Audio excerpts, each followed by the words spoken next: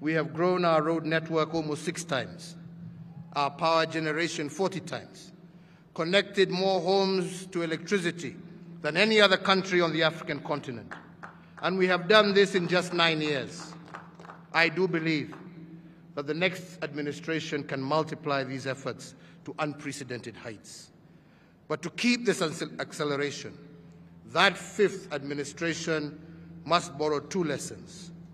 One is that it is not possible to maintain the speed of our achievements in a contaminated environment.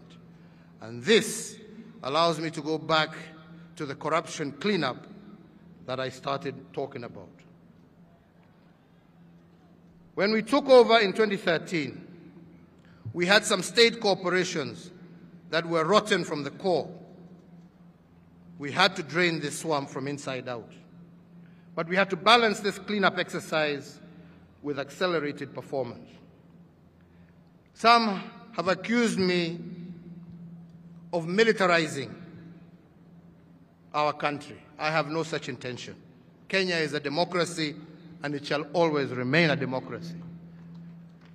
But I did not hesitate and will not hesitate to use our discipline services to correct and to do that which others have failed to do.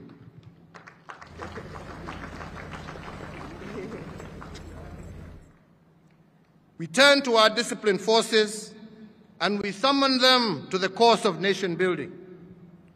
And the record must reflect that they have not disappointed us. When we gave them the Kenya Meat Commission to manage, they turned it into a profit-making enterprise within a year. The other institution worth of mention is the Kenya Shipyard Limited. This institution had collapsed due to mismanagement and corruption. Then last year, we handed it over to the disciplined forces. Today, this corporation is poised to have the largest shipyard in sub-Saharan Africa. This, ladies and gentlemen, is evidence that in an environment that is not contaminated, things can be done.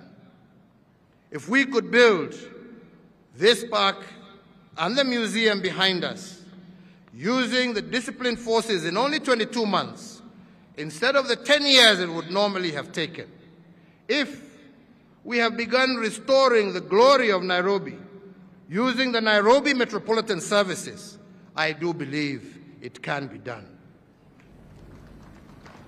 The second lesson that will keep our accelerated achievements afloat has to do with debt. And on this, I want to pose a national question. How much is too much borrowing? When does borrowing become too much and unbearable to a nation? The only time debt is a burden to a nation is if a nation is led by looters.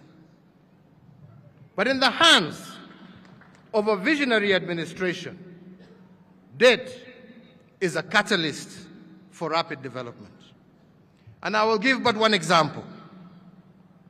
When South Korea achieved her economic miracle in a record 25 years, it also achieved the rank of being the 4th most indebted nation in the world. But the South Koreans did not call it debt. They called it using other people's money to advance their cause. What this means is that nations that have advanced have not necessarily used their own money, especially when they are not endowed with natural resources. They have borrowed from others to catch up and to become world economic leaders. And the national question, therefore, to us today is not whether debt is good or bad.